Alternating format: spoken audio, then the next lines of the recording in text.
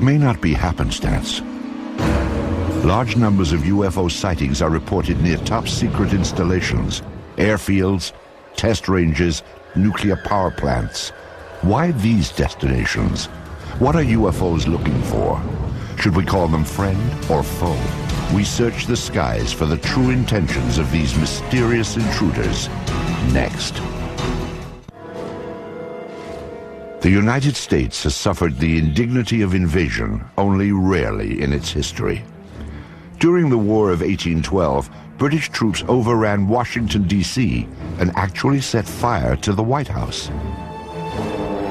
But for more than a century, no one else dared to trespass until the morning of December 7th, 1941. In the end, Japan paid dearly for its ambition, and American armed forces avenged their shame at being caught unawares. With the end of World War II, the Soviet Union emerged as America's most threatening adversary.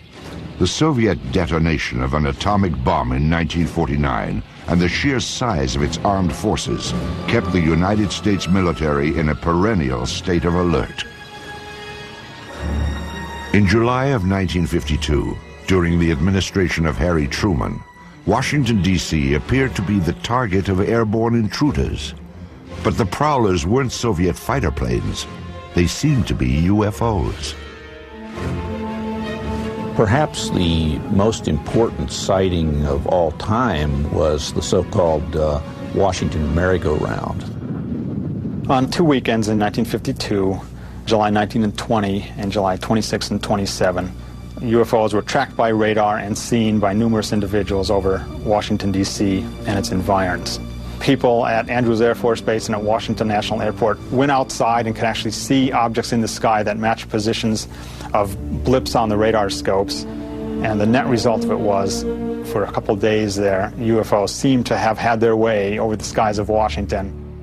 On the third day of the sightings, as operators tracked the mysterious signals, curiosity suddenly turned to panic. The objects were heading toward the prohibited airspace over the Capitol and the White House itself. The Pentagon ordered jets from an airbase in Delaware to intercept the intruders. Al Chop was the Air Force's civilian spokesman on UFO issues.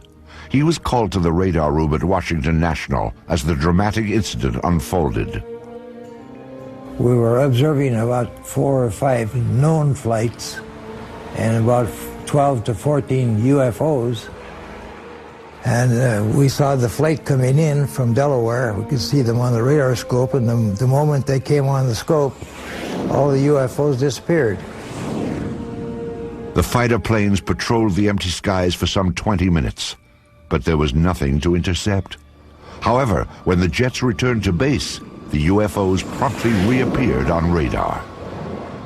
And then when they came back, after the interceptors left, the fact that they immediately came back on the scope, I was very apprehensive. Again, jets were sent aloft. One pilot reported seeing the UFOs, which he described as blue and white lights. Then he reported that they were closing in. We could also see them on the radar scope, and we could see his return and the unknowns grouping around him. And he said, "They're all around me." And then he said later on, "What shall I do?" Well, what could we tell him? After a few minutes, the UFOs pulled back and then disappeared. The standoff was over. However, the extended episode had stunned the nation. That sighting has never been adequately explained. Because it happened in Washington, D.C., it alerted everybody right on up to the President of the United States and caused a national press conference by the Chief of Intelligence of the Air Force to try to calm everybody down. We have received and analyzed between 1,000 and 2,000 reports that have come to us from all kinds of sources. Of this great mass of reports, we have, as of date, come to only one firm conclusion, and that is that it does not contain any pattern of purpose or of consistency that we can relate to any conceivable threat to the United States. General Sanford went on to explain that the sightings were merely an atmospheric anomaly, an inversion layer. Radar signals had bounced off this layer and picked up ground images of cars and buildings. Somehow, experienced radar operators at 3 different locations had misidentified them as UFOs. The press dutifully took down the story. They bought the explanations. It was still standard practice, and it was for many years, to accept whatever the government said about flying saucers, no matter how foolish it was when you looked at it carefully. The people at Washington National Airport and at Andrews were expert radar people and personnel. They'd been there for many, many years and could easily differentiate between ground clutter and true metallic objects. I mean, if they couldn't, they shouldn't have been radar operators. The senior radar air traffic controller at Washington National Airport, Harry Barnes, wrote his own account of the so-called Washington merry-go-round. He describes the objects as making right-angle turns, as hovering, as reversing their course and moving back upon their path. One radar tracked the objects as moving at approximately 7,000 miles per hour. He had never seen objects maneuver like this in his years of being over a radar scope. He didn't know what they were. There were a few others who did not believe the objects were simply a product of unusual weather conditions. At that time, I was convinced that these things were interplanetary machines of some kind, mainly because of what happened that night in the radar room at Washington National Airport. I'm convinced that those objects were real. We don't know what they are, and we don't know where they come from, but they are there. Of course, it's entirely possible that the military didn't really believe its own explanation of the UFOs. No fighters could catch up with these things, and they outmaneuvered the best that the military had to throw at them. Obviously, the people who were in charge of Air Force projects and Air Force intelligence at this time were not idiots. They were very, very smart people, as they are today. And I think they probably thought, once they appeared on Washington, oh my God, this is the holiest of holies. Now they're hovering around the White House and the Capitol. What can we do? Well, the answer turned out to be that they could do absolutely nothing. But it probably had to provoke a whole lot of consternation in official quarters. I can't believe that they wouldn't have been interested in, at some level, trying to find out what is going on. It's a national defense concern. There was a technical report that said it's the most classified subject in the United States, even more so than the H-bomb. That's going pretty far. That's taking it very seriously. In the decades after the Washington National incident, aerial sightings were reported more frequently and all across the country. Some episodes were even recorded on tape. Dark 05, 327.1, 327.1. On March 25, 1995, 3 crew members on America West Flight 564 saw something unusual in the sky over Bovina, Texas. Cactus 564, go ahead. Yeah, off to our 3 o'clock. Get some strokes out there. Could you tell us what it is? Right now, I don't know what it is right now. It was 10:25 p.m. and the plane was cruising at 39,000 feet. The crew kept their eyes on a large object with flashing lights, visible below them. When they turned west, the object turned too. Here is the actual conversation between the flight's first officer and air traffic control. 564, could you pay that object at all on your radar? Cactus 564, no I don't. And talking to the 3 or 4 guys around here, no one knows what that is. We've never heard about that. But nobody's painting it at all? Okay, Cactus 564, say again? There's nothing on the radars on the other centers at all on that particular area, that object that's up in the air? It's up in the air? Affirmative. No one knows anything about it. Eventually, the object moved in front of an active thundercloud. When lightning flashed, the crew got a better look. What's the altitude about? I don't know, probably right around 30,000 or so, and it's with a strobe, it starts going counterclockwise, and the length is unbelievable. The airline crew was seeing something that ground radar was not picking up. Air traffic controllers alerted Cannon Air Force Base in eastern New Mexico to check if military aircraft, or perhaps weather balloons, were known to be in the area. Cannon 21. Cannon, go ahead. Hey, do you guys know if there was anything like a tethered balloon or anything released that should be above tie band? No, we haven't heard nothing about it. Okay. Guy at 39,000 says he sees something at 30,000 that the length is unbelievable and it has a strobe on it. Uh-huh. This is not good. Okay. What does that mean? I don't know. It's a UFO or something. It's that Roswell crap again. The desert just outside Roswell, New Mexico, was the site of a mysterious aircraft crash in July of 1947. Some 50 years later, the name Roswell had become synonymous with UFOs. And like Roswell, the experience of Flight 564's crew is still unexplained. Though crew members stick to their story, they prefer to remain anonymous. There's a lot of confusion, a lot of hesitancy about even reporting something like this, even in FAA, even in military. They're going to think we're crazy. I don't want to be grounded. I'm risking something here. And a lot of airline pilots feel that way too. Why should I report this? I don't want to be under medical microscope here. I'm not losing my mind. Airlines don't like to employ people who see strange things. If you have a reputation in your company or your Air Force squadron as being the guy who saw the UFO from your F-18, I'm not sure I want to fly wing with him, you see. It's a subtle thing. Again, it goes back to denial.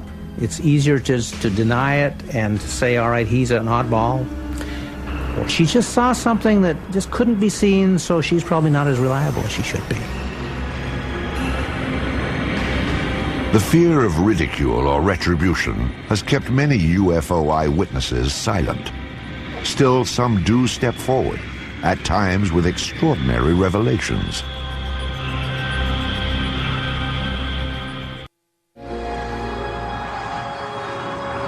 Shag Harbor is a small fishing village on the east coast of Canada. It is a peaceful place where the locals focus on the sea, not the sky. But in 1967, a dramatic UFO incident upended Shag Harbor's quiet ways. It was October 4th, 1967, when two of the townspeople en route to their homes spotted something strange above the tree line. My friend and I were talking as I was driving, and all of a sudden my friend said, look at those lights in the sky. When we first seen them, they looked like they were stopped. Of course, we were driving in the car and we couldn't tell if they were stopped or if they were moving or what they were. And after we lost sight of it and we went around the corner, we gained sight of it for a few more seconds, then we lost sight of it again. I know I was scared when I first got out of the car because I wasn't very long getting into the house, like to get my father and get him to come out and have a look at it. And I was kind of hoping that it would stay there long enough for him to see it, and it did. And I come home and I told my mother about it, and first question, of course, was you drinking? And I said, no, I don't think so. Smith and Kendrick weren't the only ones to see the strange lights. Many of the locals watched as they flickered off and on. Suddenly, the luminous object turned on its side and plummeted into the harbor waters. Eyewitnesses rushed to notify the Royal Canadian Mounted Police, or RCMP. The people who initially arrived on the scene, the civilians who were called in to aid the RCMP, concerns were for survivors. Most people saw this thing occur from a distance, and it was initially thought that perhaps it was an airplane crash. But what the eyewitnesses saw, or in this case what RCMP officers saw when they arrived on the scene, I mean, there were at least 3 officers on the shoreline that at least saw a pale yellow light moving on the water. They all felt that it was something quite unusual. The RCMP officers were not alone in observing the mysterious object. They were surrounded by a small gathering of spectators. And we all seen it, the police seen it, and everybody was, I guess, startled by it, and none of the people that were there had ever seen anything like it before. And I know I hadn't. The witnesses stood and stared, mesmerized by the strange light on the water. Then, just as suddenly as it had appeared, the light vanished. A Coast Guard cutter was summoned, but local fishermen, already on board their vessels, headed for the spot where the light had last been seen. They were looking for survivors, but the only clue that anything had happened that night was a thick layer of an unknown substance. There was a great bubbly foam, and it was yellow, nothing I had ever seen before. You couldn't smell no odor or anything, and we went about probably 3 lengths of the boat, and we ran out of it. And we turned the boat around and came back into it, and we ran out of it again. The foam, like the lights, eventually disappeared. When it was obvious there was no further sign of distress, the search ended for the evening. By the following morning, the RCMP had already made contact with nearby military bases. They were hoping to find a reasonable explanation for what they'd seen. There was none. This left the small town of Shag Harbor to become big news. It's a headline story throughout the North American press and beyond. And in that it was said quite clearly, there were statements made by personnel at Canadian Forces headquarters in Ottawa saying that, yes, indeed, we are searching for the crash of what we believe to be an unidentified flying object. This is one of those rare cases where something indeed real has gone into the water, and it's not an aircraft and it's not space junk. This was an official statement. Canadian Armed Forces clearly stated that the object was officially a UFO. But the question of where it went after hitting the water was still a mystery. Canada's Department of National Defence was determined to find out. Military authorities ordered an underwater search. Within hours of the sighting, a Navy diving team was bobbing off the shores of the tiny fishing village, scanning the harbor bottom for debris. Meanwhile, Shag Harbor residents were stunned by what was happening in their small town. Those who had been the first to witness the lights were quickly gaining notoriety. Everybody teased me a lot about seeing Martians and all this stuff, but I believe I see something. I did see something, there's no question about that, and what it was, that I don't know, but it was something. It was definitely something. The people of Shag Harbor had no expectations. Roswell, although it occurred in '47, did not become, a story and a case until almost into the '80s, at least until '78. And they weren't influenced by that. Shag Harbor stood alone. Nothing was found during the Navy's 3-day vigil. On the 8th of October, the search was canceled. Media interest began to wane, and life in Shag Harbor settled back to normal. But researchers now claim there is more to this incident than originally revealed. 26 years later, the case was re-examined and unofficial information began to emerge. The men from the original Navy diving team were the first to talk, and what a story they had to tell. These men are claiming that there was a second operation, and their story has been corroborated by other Armed Forces personnel, that this UFO did not stay in the Shag Harbor area, but got away under the water and went up the coast and came to rest near Government Point. Now, at Government Point, you have a secret base. In those days, it was an American base on Canadian soil.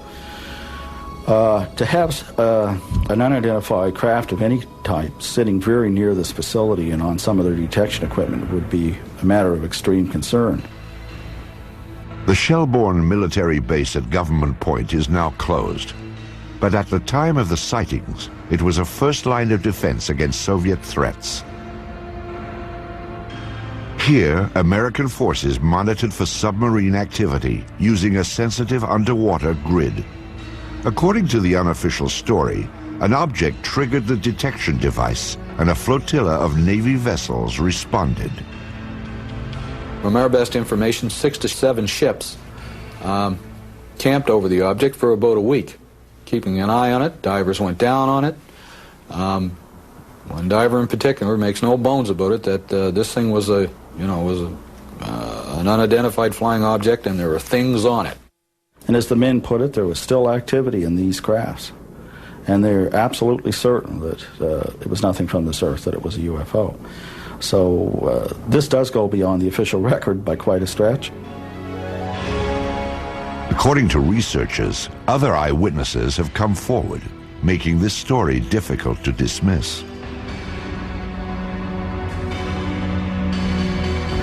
So what evidence do we have of this happening? We have 3 to 4 people that tell us the story that this did happen. We've got the integrity of the witnesses, but that's, witnesses are, we don't have the smoking gun, that's for sure, but I think we probably have the gun, but we just don't have the bullets.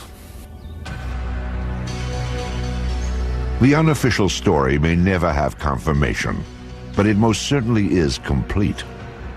There is a beginning, a middle, and according to investigators, a surprising end.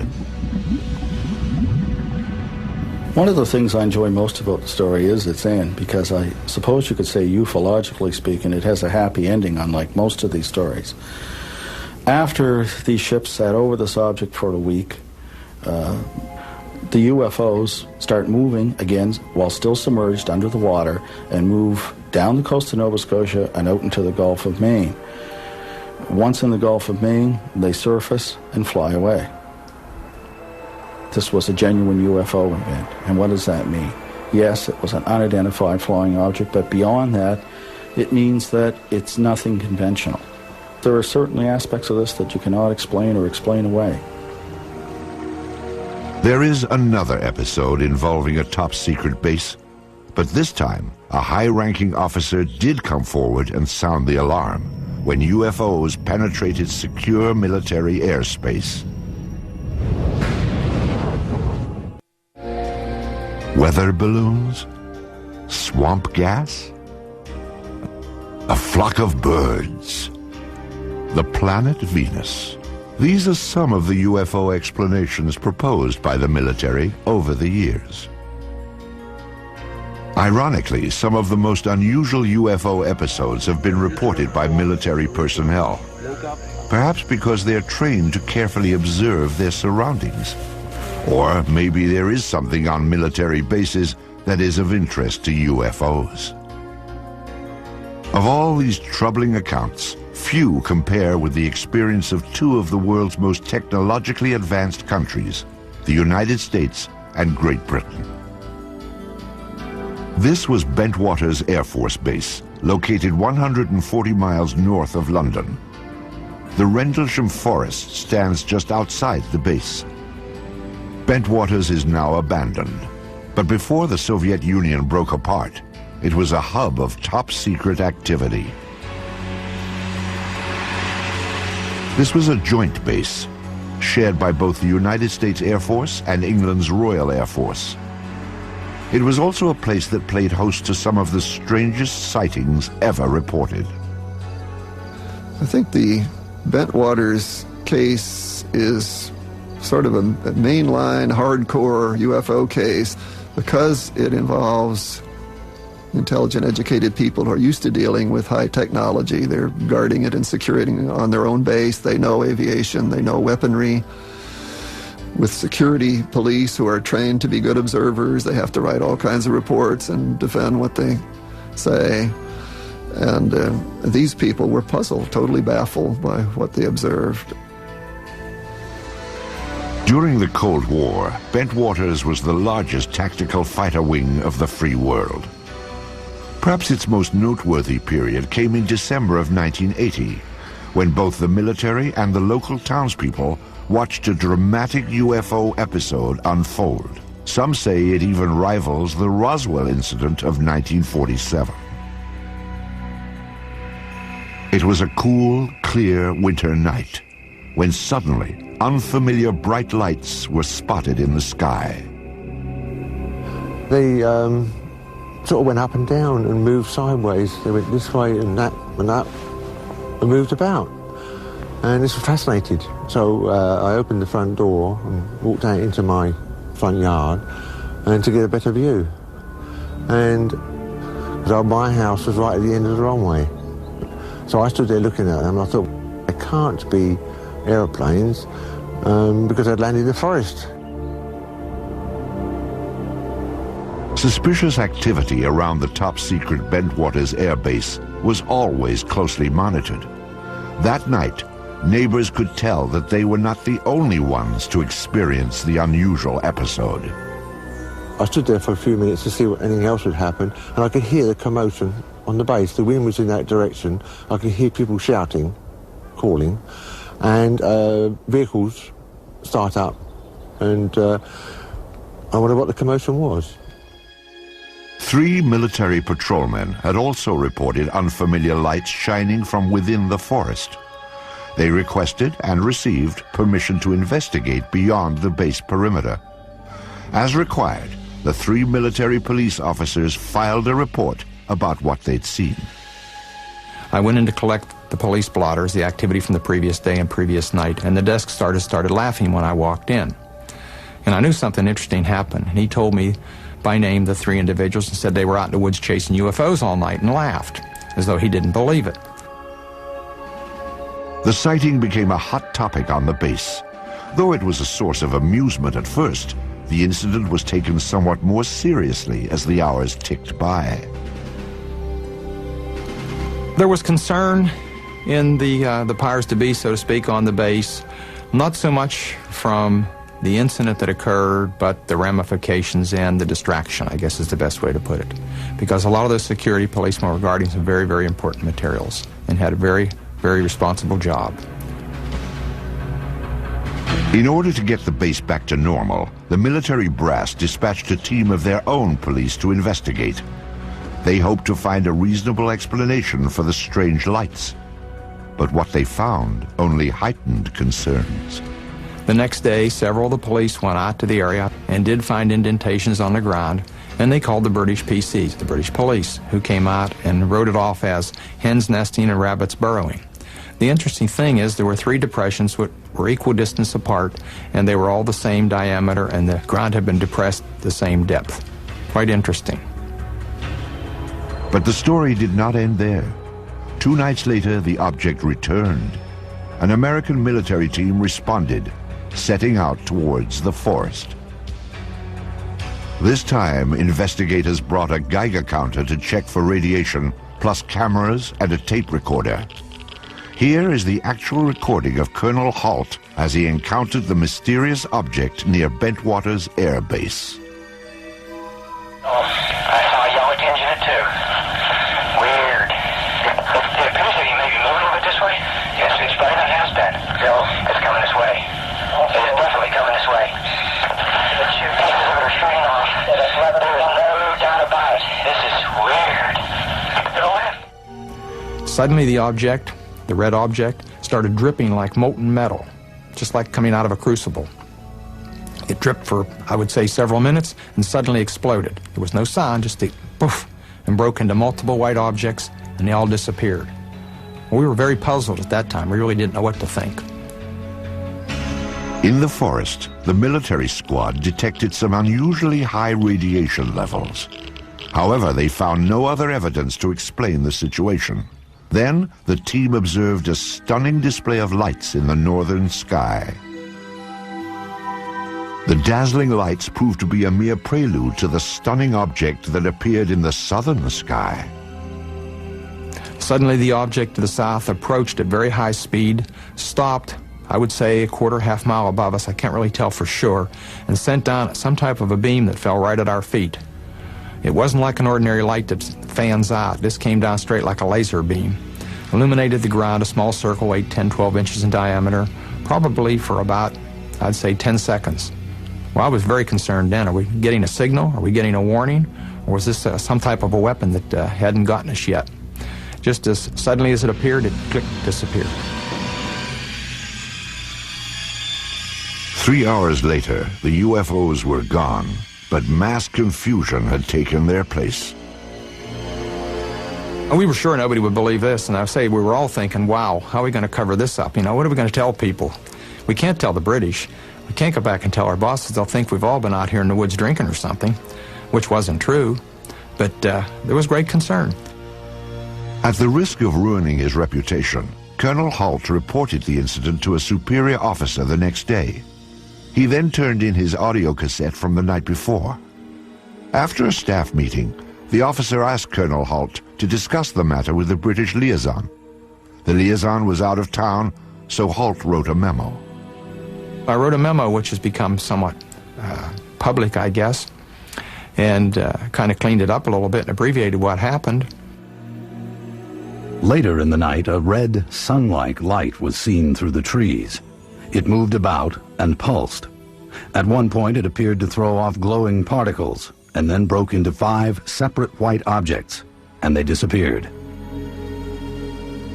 I expected a phone call or somebody to drop around to see me real soon.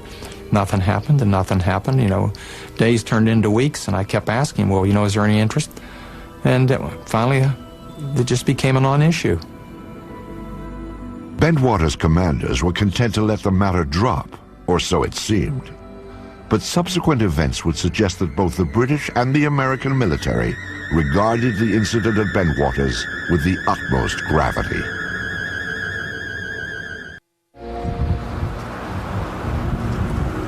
Shortly after Christmas in 1980, a series of bold UFO approaches apparently challenged the security of a top-secret airbase north of London.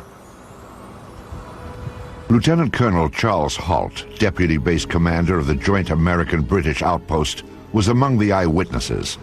However, his reports to other Bentwaters officers elicited no response. Still, there is evidence that the incident was not ignored. Indeed, far from it. The local townspeople were among those who noticed a change around Bentwaters. I had customers come round to my garage who were military men. I asked what was going on, and they said, well, they weren't allowed to say. And I had 1 or 2 officer customers, and I asked them, and they weren't allowed to say either. I don't know why. British UFO researchers Dot Street and Brenda Butler attempted to interview eyewitnesses, but were barred from the base.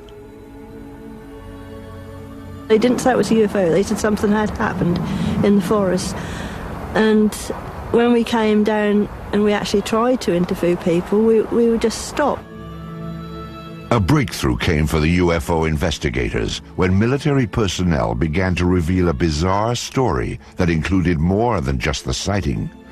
They claimed an alien craft controlled by extraterrestrials landed in Rendlesham Forest and made contact with American officers. These curious reports have been ignored or denied by government and military officials. Despite this dismissive reaction, some say that the armed forces were keenly interested in the events at Bentwaters. People did investigate. They did it from an arm's length. I was never formally debriefed, and I can't, to this day, can't believe that.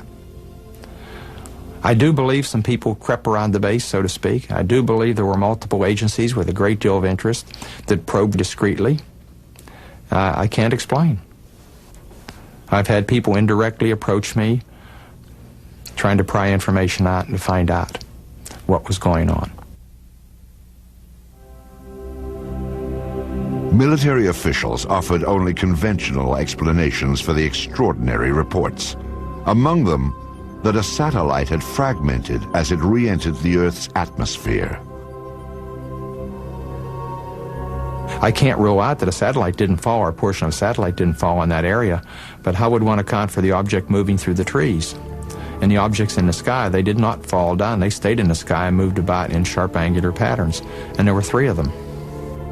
And indeed, it does seem that some space debris did come through at around about the time concerned. But it should be remembered, of course, that the Bentwaters incident occurred over a series of nights. Another explanation for the sighting was refraction of the beam sent out by a nearby lighthouse. Clearly, something extremely unusual happened. The skeptical explanation that it was the lighthouse light reflecting strangely through the woods doesn't make any sense, because why hadn't they encountered that problem before since? If it's this lighthouse, the atmospheric conditions would have been such that at some other point it would have happened, but it never did. So you have something going on there that is inexplicable in the mundane. You've got very credible people who are charged with guarding a facility who cannot explain it, and if these people are incompetent, we'd better get them out of there. But none of the military personnel said to be involved were removed from the base. And publicly, it seemed both American and British officials were not anxious to pursue the matter any further. The corporate view of the British Ministry of Defence about the Bentwaters case is simply that the case was looked at the time and was not judged to be of any defence significance. Well, I've not seen that borne out by any analysis. It certainly seems to be an example of bureaucracy gone mad if you have something like this happen and people blandly say it's of no defence significance. Years later, the official position concerning the Bentwaters incident was revisited. This time it was brought before Parliament by no less than a former British Chief of Defence, Lord Hill Norton. Either the Americans, and indeed the deputy base commander, were hallucinating, or they believed that something had landed there, and they had taken photographs and records of it. In either event, it must be of interest to the defense of the United Kingdom.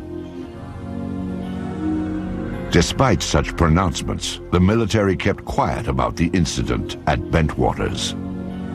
Oh, there's no doubt in my mind there was some type of a cover-up. And I think there were some misleading stories put out. Somebody didn't want the general public to be aware of what had happened.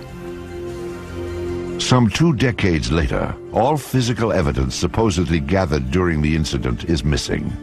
No photographs have been found, although 3 separate search teams took pictures.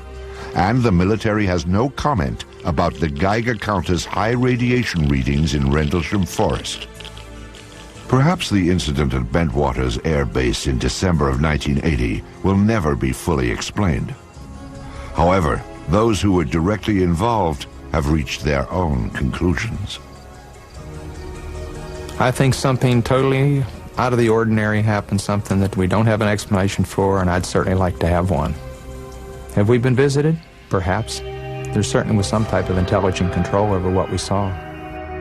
I don't think there were little green men on board or whatever, and I really can't explain it. I'm firmly convinced there was some type of intelligent control. The baffling episode at Bentwaters is but one on a long list of sightings that seem to merit an in-depth and impartial investigation. Some of the most credible of these reports point to UFO penetration of sensitive defense installations. But there is one place on Earth where military authorities are said to have actually examined alien spacecraft: the forbidden American airbase known as Area 51. The peculiar events at Roswell in July of 1947 seem to have established a pattern for government handling of the UFO issue in the United States. The more officials denied the existence of UFOs, the more it appeared they had something to hide. In the 50s, there was the belief that the U.S. Air Force had proof of some sort that these were alien spaceships and was covering it up to prevent panic. That, in fact, the government not only knows about flying saucers, but is in cahoots with the aliens, that there is a technology exchange going on. In the years immediately after Roswell, the Army Air Force designed and tested a number of saucer-like craft, but none appear to be of alien origin, nor were they especially flight-worthy. However, in recent decades, suspicion that the government was test-flying captured alien spacecraft has begun to surface again. Attention focused on an ancient dry lake bed deep in the desert of Nevada, at the heart of the Nellis Air Force Range. It is a top-secret test site known as Area 51.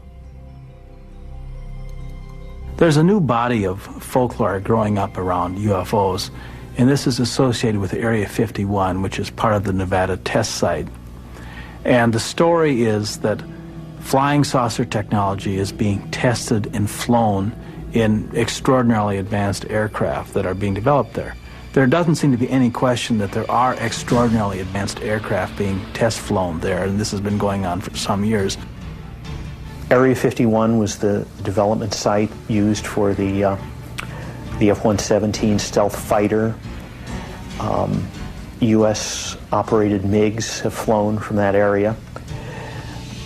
These are extraordinary vehicles, and if you had seen, say, an F-117 in flight before it had been publicized, you would not have known what to make of it. It would have been a UFO in a very real sense, an unidentified flying object. The stealth fighter is truly an incredible aircraft which few could even dream of in the 1970s.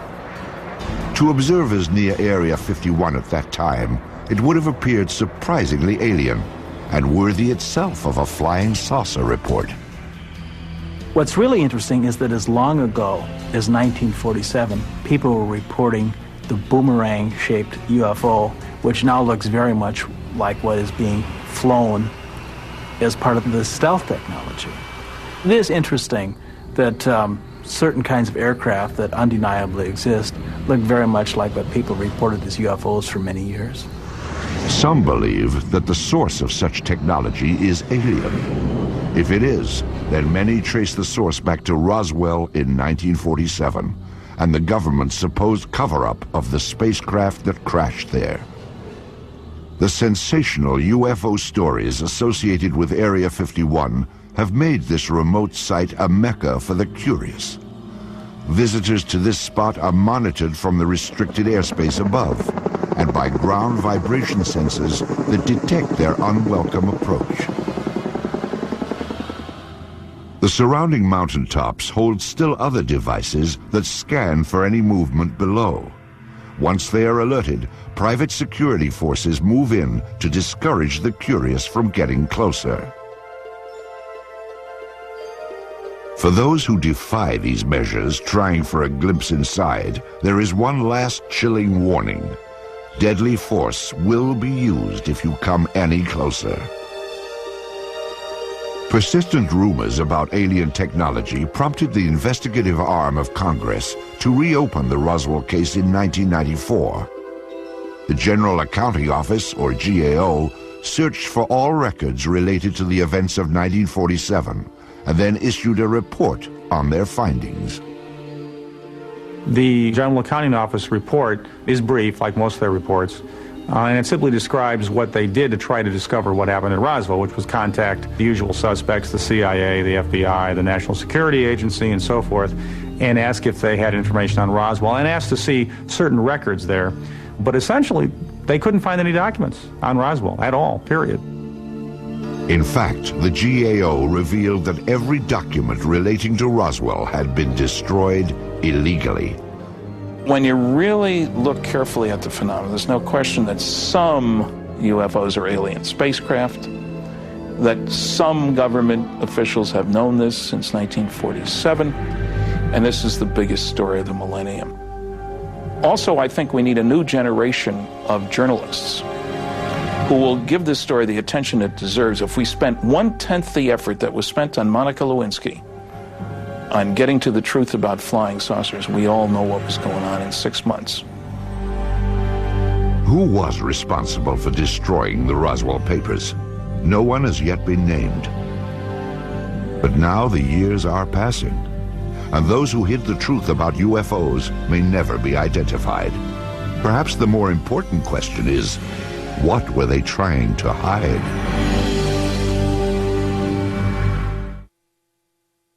1740.